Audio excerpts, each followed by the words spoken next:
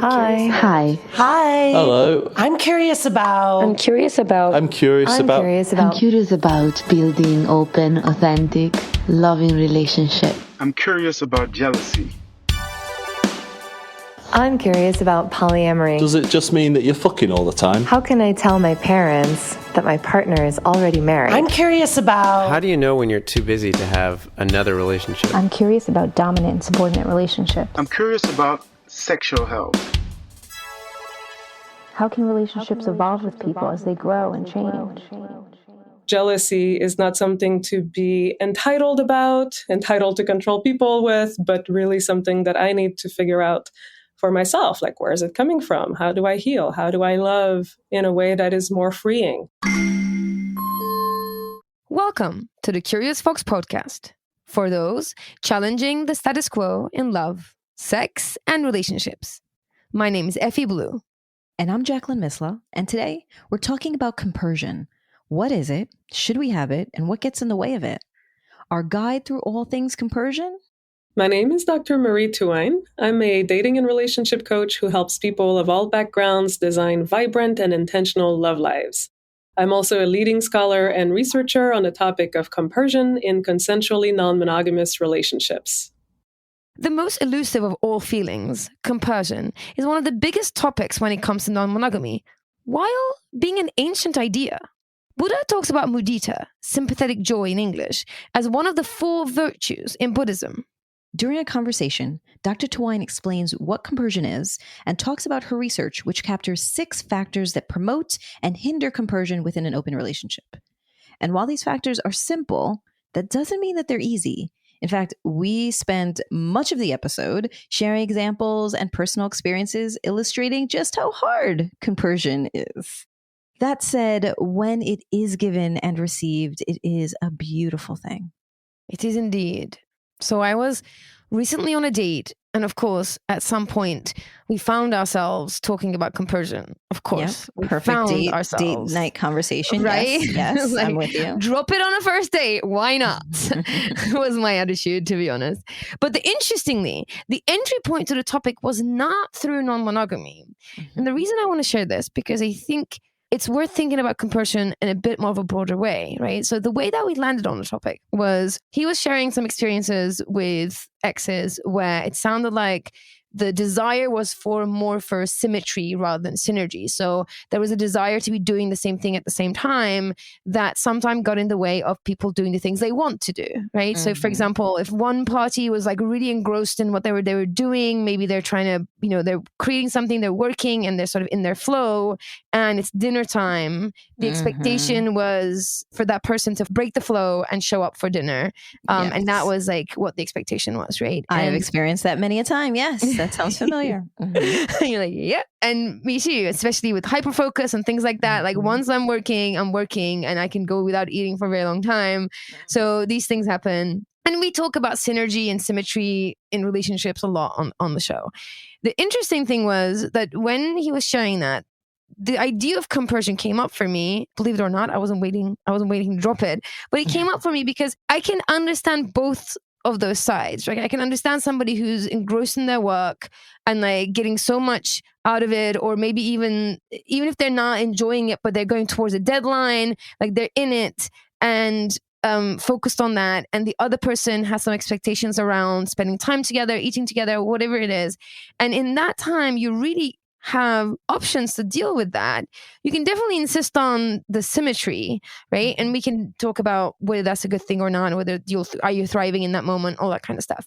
But I think the other option is to really like find your way to compersion and see what your partner is doing as something that gives them joy, even though if they're like, cramming to hit a deadline, it is ultimately something they want to do. They are in their element. They are doing what they want to do.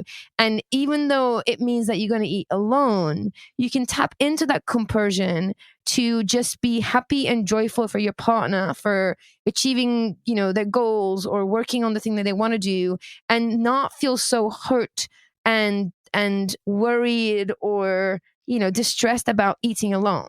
Mm-hmm. Right. So that's kind of, I was like, hey, do you know this thing called compersion? And I kind of explained it to him. Which, by the way, I think having been on both ends of it, I think if that's the constant practice, that's challenging. But if that is the way that you can show up, again, bringing the food to them as they're working or taking the break and coming over, then yes, that absolutely should be a strategy. I mean, yes. I think ultimately just yes to compersion, right? That is like, you know, the thing that we all aspire to. And it, you know, it is one of the Buddhist virtues. So we know that it's like this high sense of self, right? You're being your sort of real, your high best self. Yeah. But like with those things that make us feel like we're, you know, expansive and good and wholesome, you know, they're a little tricky to get to. Like you kind of had to be at ninja level. And the interesting thing was, even though we started talking about this in nothing to do with non-monogamy, of course, I kind of had to explain why I'm using the strange word called compersion. And he's like, I've never heard of this. I'm like, well, it's kind of made up word.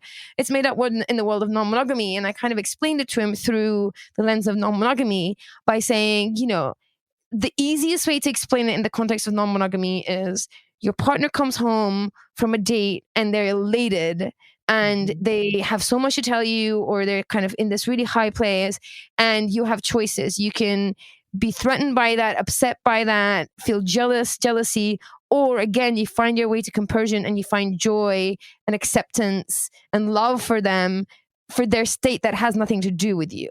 And so I kind of explained it to him that way. And interestingly, which I give him a lot of credit for being able to say, hey, I just had a visceral reaction to that. He's like, I just felt it. Like I felt it shiver down my spine. My stomach flipped. And like, that is a really scary idea. Like the picture that you just drew of you, like a partner coming back, and, you know, that was terrifying to me. Right. Which is to say, number one, a huge kudos, like he gets extra bonus points for being able to speak to his experience, but also just shows like, and it's totally okay. It is 100% okay to have that reaction to that idea, or even the idea of compersion, when it's just like plonked on your lap for the first time. It is against everything we're being told. It's against everything that we know about relationships, about love, about, you know, value and how we're supposed to be in a relationship, what a relationship is supposed to be like, right? So it is so a-okay if the idea of compersion is not just sprawling, you know, sprouting out of you, and you're like, yeah, that's exactly what I can do.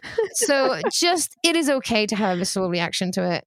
Yes. It takes a long time. It takes a really long time. It took me years within my marriage to be able to get to a place of feeling genuinely happy for her. I mean, I faked the funk for a while and I was like, that sounds great, which was what needed to happen at the time. Right. And then at some point I actually felt that way, but I still feel that way. I still feel that way. My partner hung out with a friend the other day and they hung out late into the night and they were sharing stories and all these things. And there was a part of me that was like, a little uptight about it.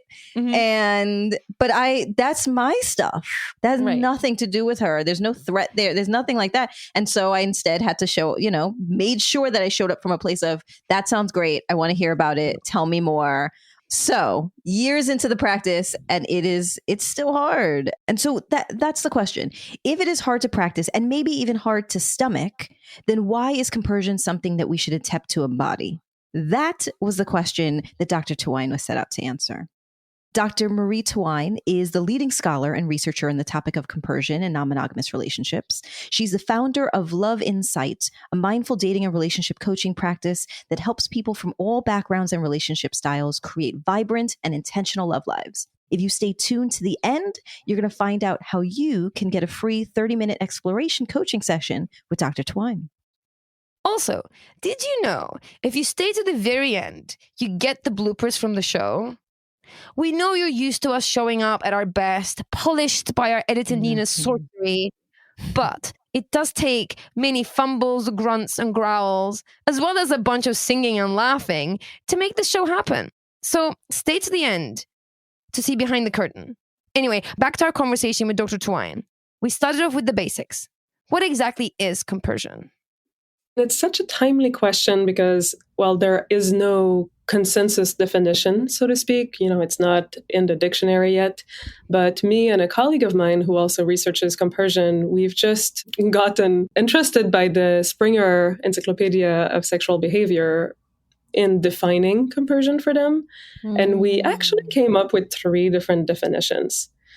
So the first one is compersion is a broad range of positive emotions experienced in relation to one's intimate partner's extradyadic intimate relations. I know that's kind of a mouthful, but basically it's empathic joy at an emotional level when our partner in a romantic relationship is exploring another relationship with somebody that's also intimate.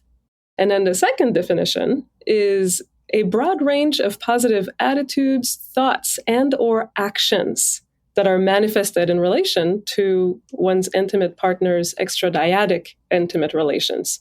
So that is more of an attitudinal compersion, where you might not be feeling an emotional sense of empathic joy, but you are acting as if you are really interpreting your partner being in another relationship as a positive event, and you're supportive of that. Love it. And then the third definition is more of a general context, because really people are starting to use the word compersion for context other than intimate relationships. So really compersion could refer to empathic joy. So positive emotions, attitudes, thoughts, or actions that are manifested in relation to another person's gratifying experience in really any context. I love that. I love all 3 because first, the fact that it is not just, to your point, a feeling that can exist within non-monogamy. And I think that we often use it in that space. So I love that it's broader than that. And I love that you've separated out, this is what it can feel like, but also this is what it can look like. Because having been in that experience, certainly myself, there were times where I was doing the thing before I felt the thing, and and felt bad often too about not feeling the thing, not feeling that like vibrant sunshine joy like springing out of me because my wife was going on a date with somebody else, but trying to show up in a way that showed love and caring. And so I feel seen by that second definition. Yay. I'm so glad. Yeah. And I do hear that so much from, my coaching clients and people I interviewed for my research, that these are 2 different things. There's this, attitudinal or cognitive compersion, and even action-oriented compersion. And then there's the emotional one. And sometimes you have one, but not the other. But it's totally valid, and it's great. Totally. Do you find that one leads the way to the other? Do you find that if you emotionally aren't there, but if you attitudinally get there, and you kind of cognitively say, okay, I'm going to see the positive in this, I'm going to lean into this rather than run away from it, I'm going to regulate myself around this, do you find that eventually the emotions catch up? Yes. Yeah, definitely. I see it as a spectrum, really. Like there's jealousy on one end, and then there's this embodied compersion on the other. And in the middle, there is this attitudinal compersion. And oftentimes, when people are at one end, when they're feeling really jealous and they're not on board, the best thing to do is to just start being on board cognitively. And it is an adjustment. I mean, we do live in a very mononormative society that infuses in us from the moment we're born that monogamy is the only way to love, and everything else is subpar or dangerous or harmful in some way. So to start kind of reorganizing our thoughts and our beliefs around this will take time. And it is a precursor oftentimes to reorganizing our emotions around this. Sure. Yeah, that makes so much sense and aligns with my experience as well. So I love that it's also what you found in your research. And talking about your research and these amazing definitions that you arrived at, can you tell us a little bit about the research that you did? Yeah, my initial research was as part of my PhD program a few years ago, where I answered 2 research questions. One was, what is compersion? How does it show up in people's lives? And the second question was, what are the factors that hinder or promote compersion in consensually non-monogamous relationships? So what I did is I interviewed 17 individuals who are in consensually non-monogamous relationships, and I asked them, how do you experience it? When do you experience it? When do you not experience it? What are those contexts that influence your experience of compersion? And I know it sounds like a really small sample, but it was enough to reach a point of saturation, which is the point where you collect enough data that your themes and your answers to those questions are pretty much answered the same way, and there's no new themes occurring. So that's a technical term in qualitative research, so to speak, where you have enough data for an initial theory. I'm wondering if we can dig into those two questions that you explored. What are the factors that promote compersion and what hinders it? Yeah, absolutely. That's really the meat of my research. And I did a second research project with a couple of colleagues that also answered that question. And the results were really congruent with my initial PhD dissertation. So that's really good news. So I found 6 different factors that promote compersion. And, the flip sides are the factors that hinder compersion. But let me start with the factors that promote it. And they're in 3 categories. One is individual factors, the other one is relational factors, and the third is social factors. So there's 2 different factors in the individual category. The first one is a personal commitment to consensual non-monogamy values and mindsets. So to be mentally on board with the idea of non-monogamy as something that you want in your life. And it making sense to you. Like, yes, I actually really do want my partner to have sexual and romantic autonomy. I really do think that jealousy is not something to be entitled to control people with, but really something that I need to figure out for myself. Like, where is it coming from? How do I heal? How do I love in a way that is more freeing? So to be mentally on board with those values and those ideas was a really big factor that promotes compersion. Number 2 in the individual factors category was a sense of inner security and comfort. So people who have really high self-esteem and also who have high levels of self-care. So, sleeping well, having a really good social life outside the relationship or relationships, being able to eat well, take care of oneself really well, and create a sense of inner security was also a very big predictor for compersion. I mean, those 2 make so much sense to me when I hear you say them like that, because interestingly, in my coaching practice, I say to people, I can help you with all sorts of things. One thing that I don't have a solution for is willingness. You have to arrive willing, and then we can find our way. But if you're coming in resistant, and resistant to a point of I don't actually want this, right? Rather than sort of apprehensive, I don't know, I want to learn, versus I don't want anything to do with this. It's really hard to get over that first hurdle. So it's the thing that we talk about all the time. Are you willing? And only you know that you're willing or not. So I think that makes sense to me when I hear you say that. And then in the security piece, I can speak for myself. The times that I feel good about myself, compersion comes easy. When I'm in the struggle, I know this stuff so well. I know that's how I operate. I just can't find it in me, So yeah, it makes a lot of sense. Yeah. So moving on then to the relational factors, there's 3 of them. One is a sense of security and connectedness within the relationship. So people who don't have any secrets, who are really, really able to trust each other and communicate freely about their other relationships, definitely have more space for that positive empathy. Conversely, of course, if there's deception happening or lack of communication, lack of trust, it's really, really hard to feel compersion. So people definitely said that if they are in a good place in their relationship and they feel like love is kind of a given, they're not sensing a threat to that love and that connectedness and that safety within the relationship, it's much easier to feel compersion than if they don't. Yeah, that resonates with me. Yes. I mean, in my partnerships, we would call it, does your tank feel full? And there were absolutely times where my relationship tank did not feel full. And so to watch then somebody else's tank get filled up when I was feeling dry and empty was hard. And so I think in those moments, if I felt like, to your point, good and comfortable and we spent time together and I feel connected and that trust is there, then go off, be joyful. But if I feel like we have not connected, we haven't been intimate, we haven't gone on dates, then there is that how dare you give that away to somebody else when I am here deprived. So certainly that resonates with my experience. Yeah. Oh, yeah. And I love that analogy of having a full tank. Yeah, it's like if your cup is overflowing, yes, you can feel generous. It's a lot easier to feel generous. Exactly. So the next relational factor is the connection or the regard that you have towards your metamor. Metamor being your partner's other partner. So if you like your metamor, if you respect your metamor, if they respect you, if you think highly of them, but maybe not feel threatened by them, compersion is going to come a lot easier than if you don't like them or you think they're maybe not a good influence in your partner's life. If they don't treat your partner very well, then of course you're not going to be able to feel much compersion.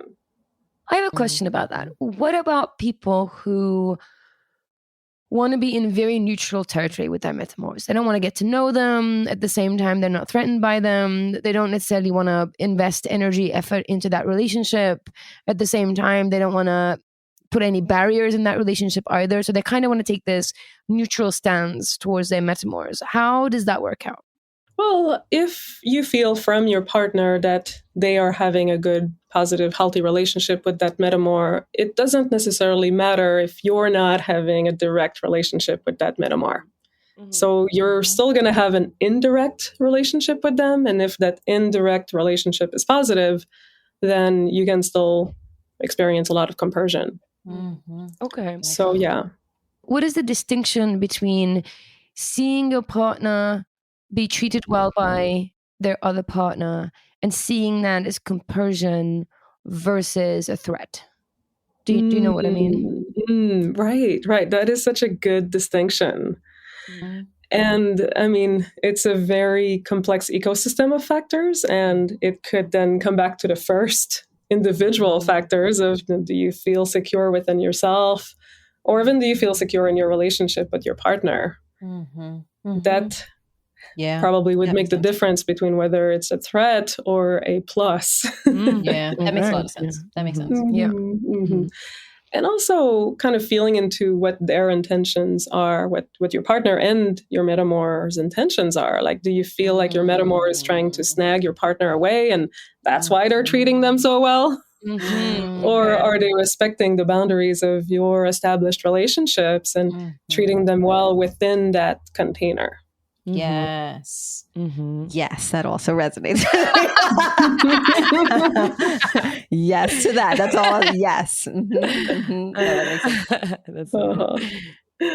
Yeah. And then there's the perception of benefits received by your partner's other relationship. Benefits to them, but also to your relationship and to you. So if you feel that your partner having another partner is allowing you to have a richer social life, a richer sexual life, a richer emotional life, maybe you feel like it's allowing you to then go explore other partnerships, which you couldn't if they didn't have another partner, or maybe it would be more uncomfortable, then that is likely to lead to a lot of compersion. Also, if they are allowing you to have some free time, some alone, guilt-free, burden-free free time for yourself when they're like, oh, they're the partner, you're just like, okay, they're taken care of. I'm just going to hang with myself. For sure. Yeah. Maybe they want to go dancing or they want to go camping and you don't really want to do that, but you don't want to feel like you're somehow keeping your partner from doing it. Like, please, someone else do that for them. Yes, do that. Exactly. Like, I'm not interested in going camping ever, unless we're going to Burning Man, but please, my partner, find people to go camping with and have fun, for sure. And it makes me think about something that we talk a lot about on the show, which is about new relationship energy redistribution. That there is a way of really using that new relationship energy as this like revival energy that then can really boost like all the relationships in your life. You know, that spring in your step can really have an impact on your core relationships or legacy relationships as well. Yeah, that's right. So maybe this other relationship is helping your partner grow in ways that are really beneficial to you and your relationship. Maybe, like that other relationship is helping them become more self-expressed and develop aspects of themselves that you hadn't seen before. And then you get to enjoy that. And that can be a really big plus. Yeah. in the beginning of my relationship, or rather in the beginning of my wife's relationship with her other partner, watching that new relationship energy was really difficult. We were several years into our relationship and our marriage, and I was seeing my metamor receive gifts, and there were walks in the park, and there were dinners up on rooftop bars, and all these things that I did not think were accessible anymore to me, but now were accessible to somebody else. And so at first, it definitely showed up like jealousy and envy, and I wanted both. I think I wanted that even if you have it, and sometimes I want it and you can't have it. And what we were able to do based on Effy's coaching was do some redistribution. So I started to receive more gifts than I had before. I started to go on more dates with my wife than we had before. And so this frustration that I had actually then turned to compersion, which I became really grateful, because gift giving is not a part of my love language. And so it wasn't something that I was looking out for, but in seeing the joy that it brought my metamor, and then starting to experience that myself, it became something that I started to value in my relationship that I would not have otherwise.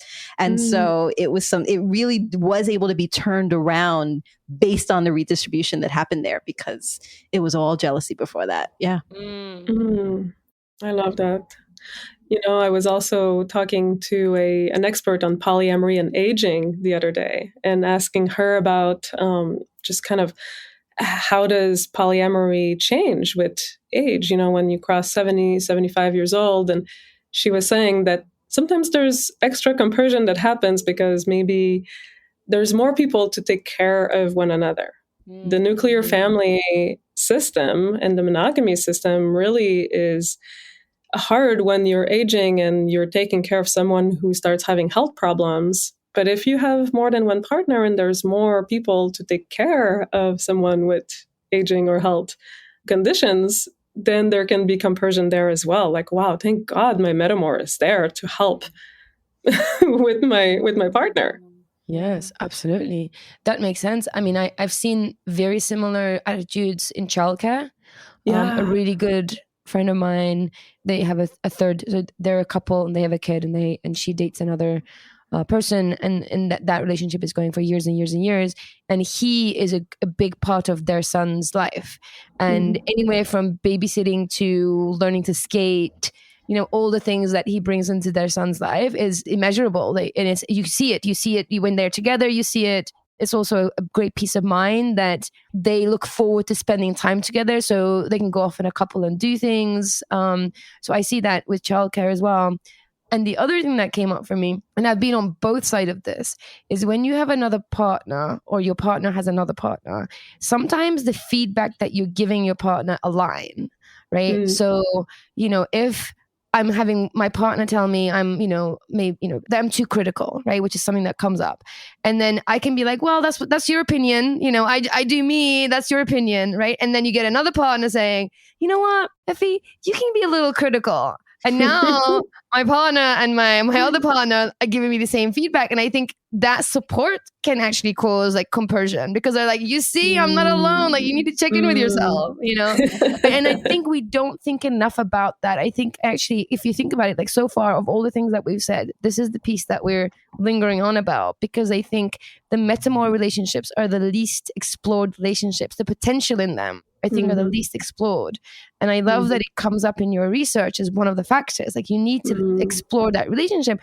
You don't have to invest in it and be like besties with your metamor, but spending time on exploring that relationship, both through your partner and also directly through you, I think is immensely valuable. Yes. And actually, it's so interesting that you're saying that, because there was a subsequent piece of research that came out last year about which one of these factors are the most impactful.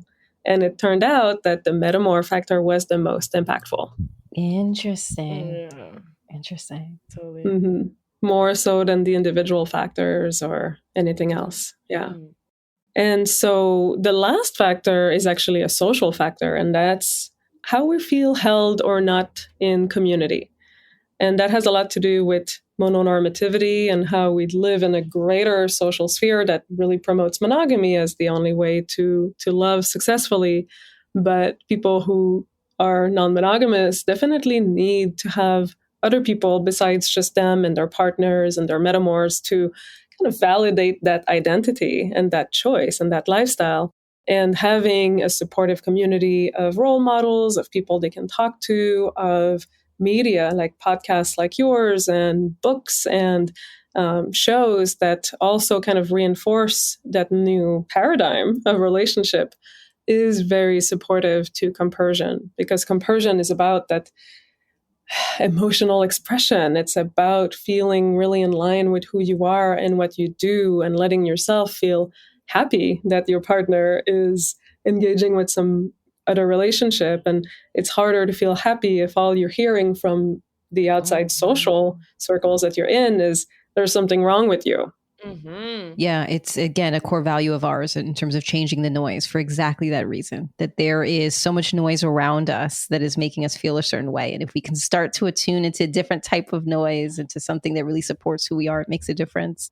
And I also imagine that if we are looking to our partner to fill the need that a community really should, that we should be getting in relationship with friends and others, that actually makes it more difficult. There's more pressure then to extract everything that you can from there. But if some of your needs are being met by community, if you feel seen and held by community, then then you don't need all of that from your partner, which gives some spaciousness for them to give to others and for you not to feel then deprived.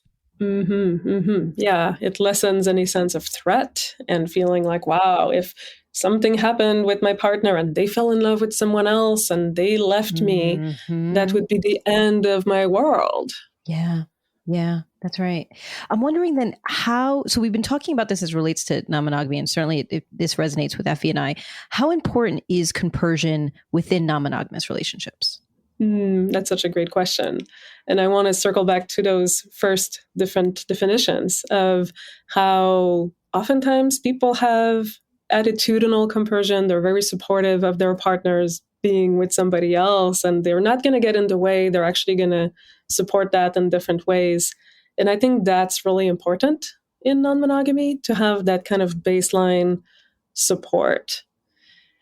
But does the emotional or embodied compersion really change the quality of your relationship?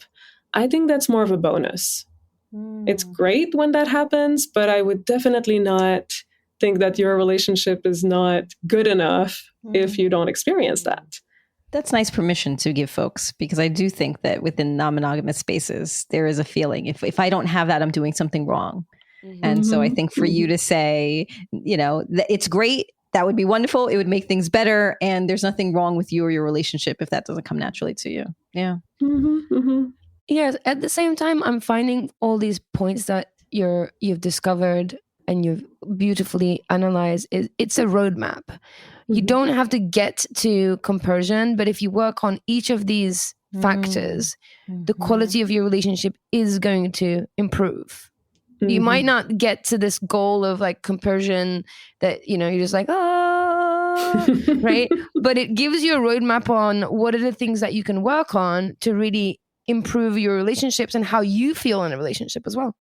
Absolutely. I love that you just said that. It's very much what I was writing in the conclusion of my dissertation, is that this is not just about the goal or the end of the road being compersion.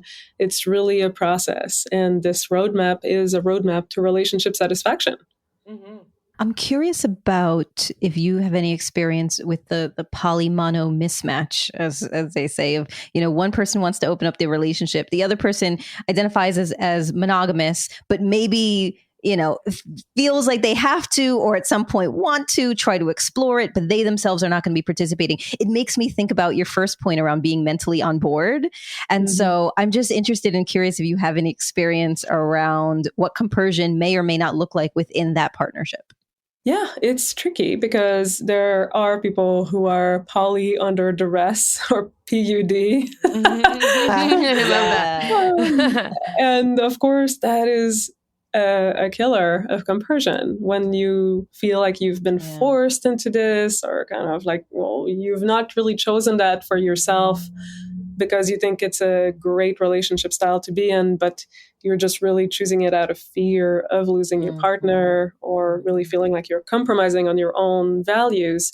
It will be very tough. And yet there are situations where people who are monopoly, the monogamous party is really on board. Maybe they're more introverted, maybe they're more busy, maybe they don't really want another partner at the moment, but they're fully, wholesomely supportive of their partner being with somebody else. And actually, maybe they feel like it's beneficial because that gives them time to have their alone time or more work time or whatever they want to do. And they see the benefit in it. So in those cases, when someone is not poly under duress, but they're actually just really comfortable with the relationship structure of being monopoly, there can be absolutely a lot of compersion. Yeah. I think it's worth just reiterating this, something that we do on the show all the time, is that just because one person is polyamorous and the other one's monogamous, it doesn't mean an automatic mismatch, which is what I'm hearing you say. That it's a mismatch if it's not working, but for plenty of people it's working. It allows the other partner who's not interested in other relationships time and energy and, you know, potential to, like you said, maybe sort of invest in a career more, you know, if they're more of an extrovert and all that kind of stuff. So there's definitely, I think it's a misconception that it's always a mismatch. And I love what you're saying, that actually it doesn't have to be. Yeah. Yeah, I think it depends on people's philosophies. There are people who are monogamous, but de facto monogamous. There are philosophies that love is not limited and love doesn't have to just live in a singular exclusive relationship. It's just that monogamy works better for them in context. But then there's people who are really invested in the ideology and the philosophy of monogamy, where they really do feel like for them to open their heart fully, they need to have that exclusivity. Yeah. So I think that it's better, you know, we should frame that as a philosophical mismatch more than like a what actually is every person's sexual and romantic behavior. Yes, I love that distinction. Yes, makes a lot of sense.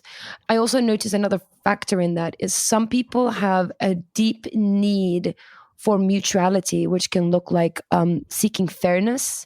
So sometimes they oppose the idea, not on a philosophical level that we just discussed, but more like it's not fair. You know, or it doesn't feel equal. You know, and I talk a lot about let's search for synergy over symmetry, but I think for some people that symmetry is really, really important, and I think sometimes it's just about that. Yeah. Right. We've seen that with folks who are just opening up their relationship and one partner is on many more dates than the other cannot land a date for whatever reason, and their partner is off on dates, and they may have been the one who said let's open up, but now it doesn't feel fair, it doesn't feel right, I do not have compersion. You're like, shut it down, shut it all down. Yeah, totally.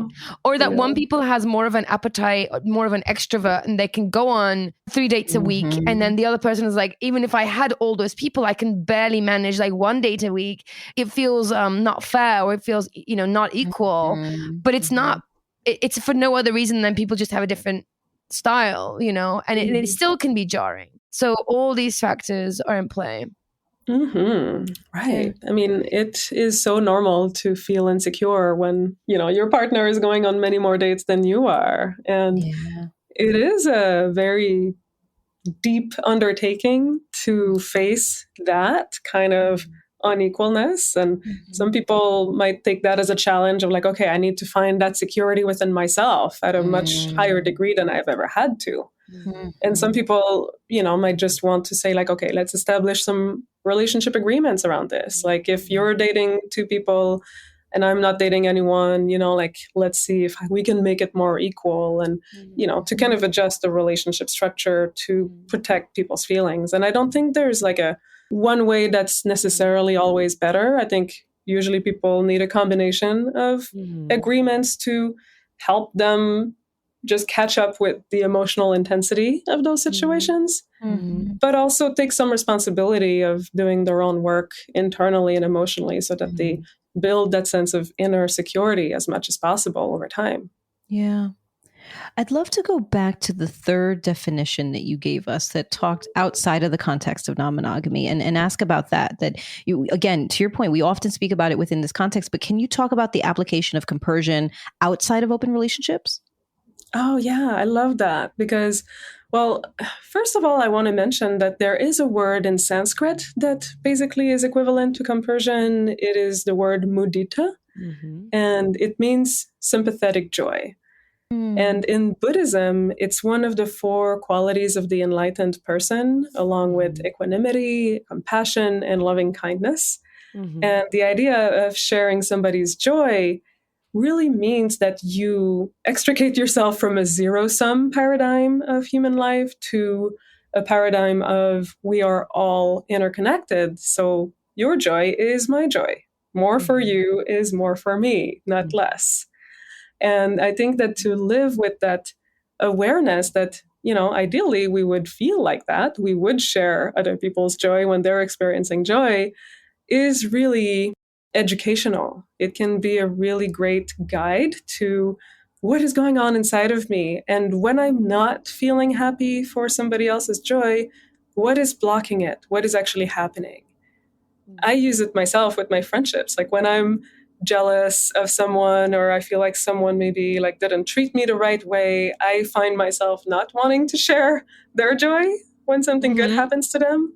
And then it's a big flashlight to myself to look at, how do I come back to a sense of connection that's big enough and unobstructed enough that I would actually really want the best for them? Yes. Yeah.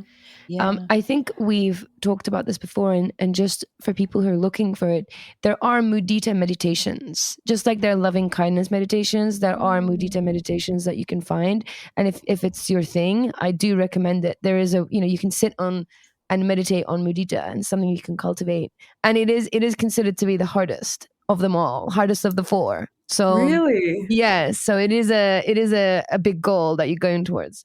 That's interesting. And I wonder too, then going back to the idea of changing the noise and thinking about what you're hearing within your community, how cultural differences apply here, because I'm thinking very much within the American mindset, there is a scarcity mindset of you can't have any because I need it all for myself, because what if I run out? And so if that's the mindset that you have, if that's the community, if that's what you're hearing and seeing, that's absolutely going to emerge within your relationship, and you're going to bring that scarcity mindset, and that will impact what you think your partner is giving away to others. And so are there opportunities for us to find things from other cultures, other communities, other religious practices, etc., to be able to step more into abundance? That's what I hear you all saying. Yeah. I mean, I think that it is, it's a very great challenge for all of us, because not only do we live in a society that has this zero-sum mindset where more for you is less for me, we all have a history of, oftentimes trauma with either a small t or a big T, where we just felt unloved or not loved enough in some ways. Like even when you take rivalry between siblings. I was just talking with a client yesterday who felt like her brother had been given a lot more privileges than her because he was a boy. And that really anchored a zero-sum mindset from a very, very young age. So I think to borrow from Buddhism and from cultures and from practices that try to kind of replace this paradigm with an idea that, we actually are really interconnected. And of course, we need to put that in context with I need to fill my own plate. I need to be responsible for filling my own tank, like you said earlier, and making sure that I take care of myself and I take care of my needs as much as possible. There's just so much to learn. Yeah. Thinking about Effy's analogy of the roadmap, that so much of the work that you have done is that, I'm thinking now, okay, what are the roadblocks? What are the hindrances that could get in the way of compersion showing up in one's relationship? Well, we touched on many already, but if we go back to those 6 factors, really we can look at what are the opposites of those factors. So, for example, in the ideology or the mindset realm, being poly under duress is a big block. Not being on board or having this internalized mononormativity, having these messages still inside of us, kind of blocking us from fully saying yes to non-monogamy at a mindset level is a huge block. And then when we look at the security within oneself, again, having an empty tank and feeling that maybe we don't compare favorably to other people and we don't feel beautiful, we don't feel attractive, we don't feel valuable. that really blocks compersion, because how can we feel generous when we feel like we're starting from a deficit? It's a lot harder. Again, at the relational level, I think deception or secrecy or not sharing openly, oftentimes people are afraid to share openly because they don't want to hurt their partner's feelings. And that's tricky because, yes, we want to be kind. Yes, we want to take care of each other's feelings, but it can backfire when we withdraw information, when we don't tell our partners the whole truth and they end up finding out about it. That can really lead to breaches of trust and the opposite of compersion, really, because we're like, well, you didn't tell me what actually was going on for you. So how can I feel happy for you? Like, I just feel like insulted because you didn't tell me the truth. I hear this so much with my clients and in sessions, and the two things that come up for me, one is omission is betrayal, which is something that we need to agree on. Like, omission is betrayal. You might not be lying, but omission is in the same realm. And with that, there are some tricky lines that we need to get clear about. The line between privacy and secrecy. We all deserve privacy, and we also need to be mindful of how much of the story is ours to tell. So how much of what's happening with your other partner that is okay for you to share within the boundaries of privacy. So it's not easy, for sure. It's something that I think is probably one of the hardest things to navigate. I get this question all the time. How much do I tell? How much do I want to know? How do I tell? How do I know when my partner is going to want to hear something and not want to hear something? So I just want to name it to say it is important and it's tricky. Yes, it's not an exact science. Yeah. And then with the metamor factor, again, like if we feel like our metamor is toxic in some way or wanting to steal our partner away, which, they name it cowboys. Maybe someone who has ulterior motive of stealing your partner and being monogamous with them, or just someone that you feel is so not at your level or not at your partner's level. I've heard that many times too, like feeling like, wow, my partner is choosing someone that I would have never chosen for them. I feel like it kind of reduces my value because because the fact that they chose this person that I don't respect, it reflects on me. Yes. Yeah, that's the thing. So that can block compersion, or again, like the opposite of the perception of benefits received from the other relationship. If you feel like actually there's no benefits, it's actually taking away from your plate relationally, that can be a really big block.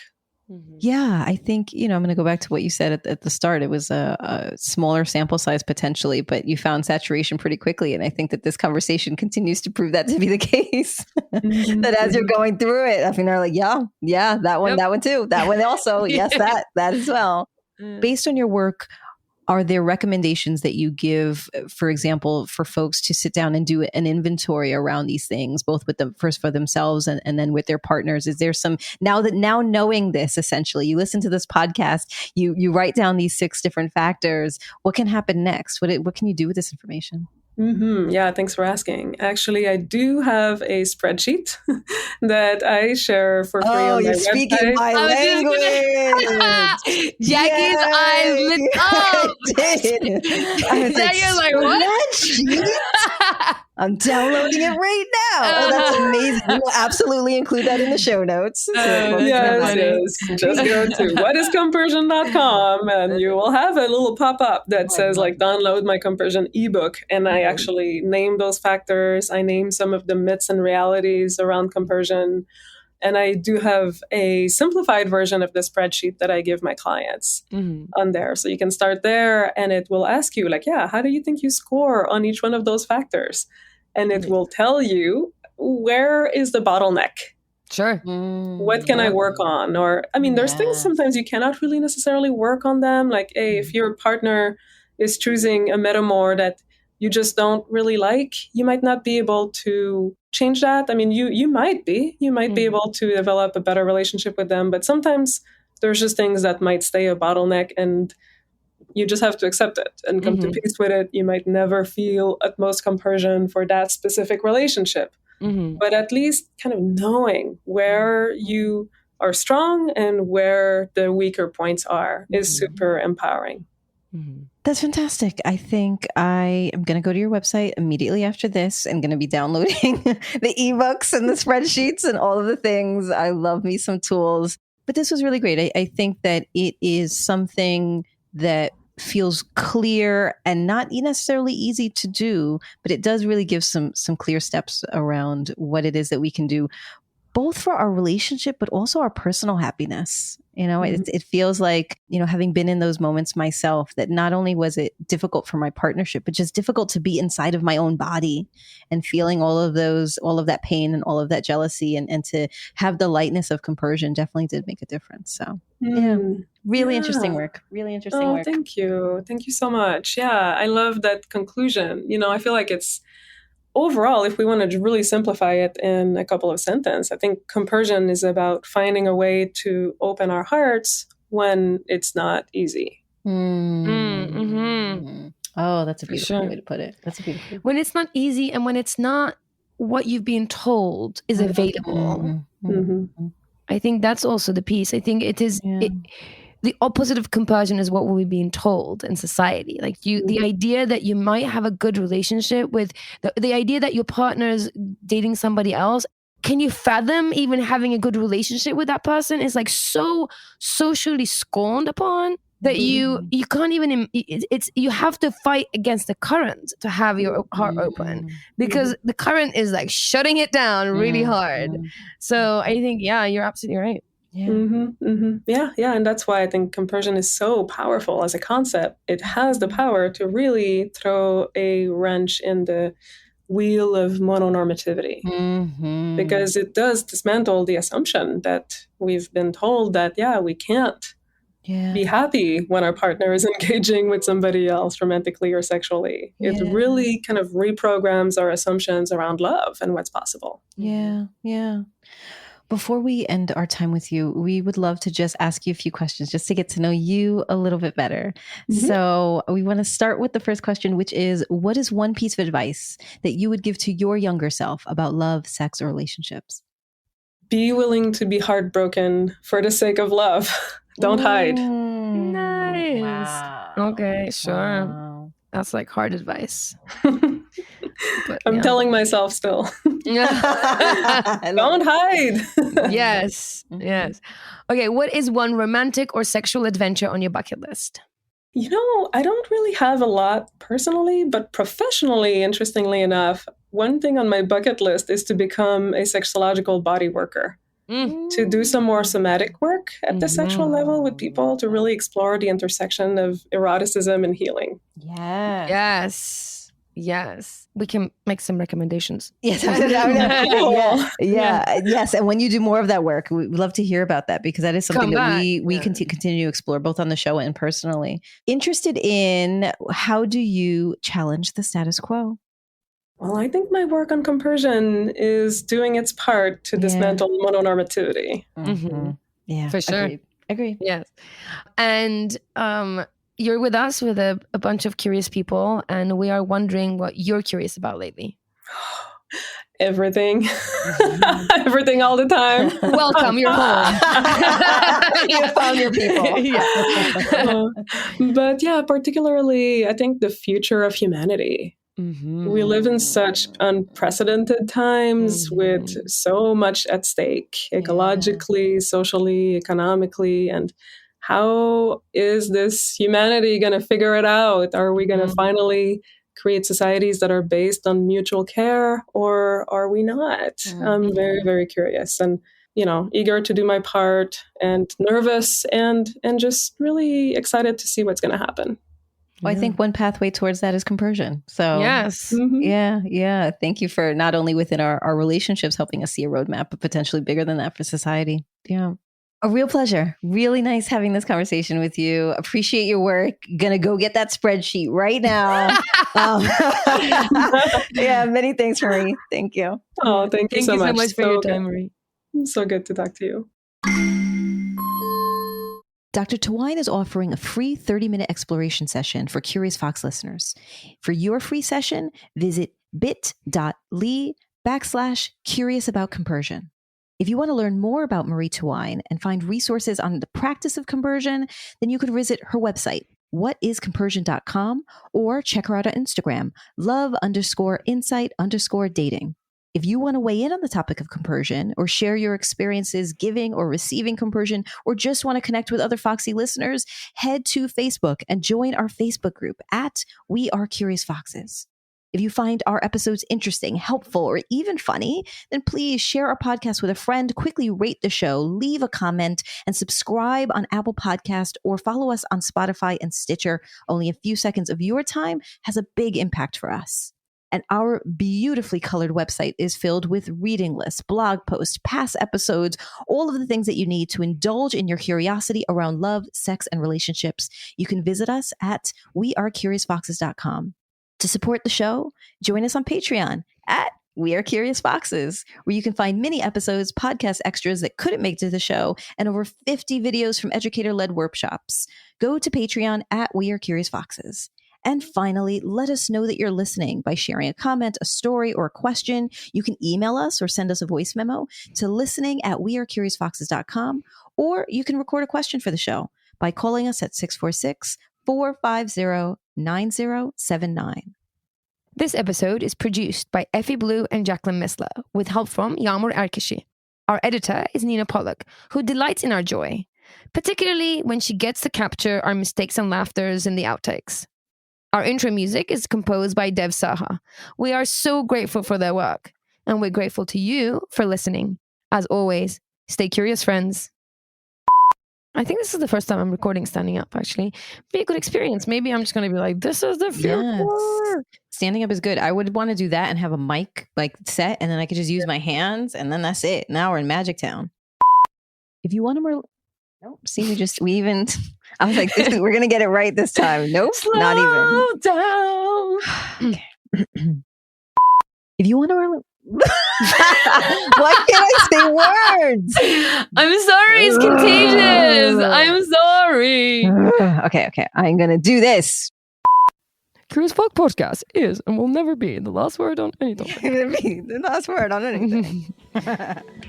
Curious Fox Podcast is not and will never be the final word on any topic. We solely aim to encourage curiosity and provide a space for exploration through connection and story.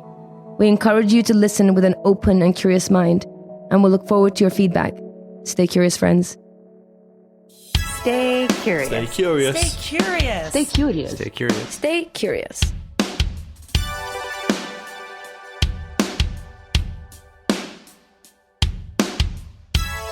Stay curious.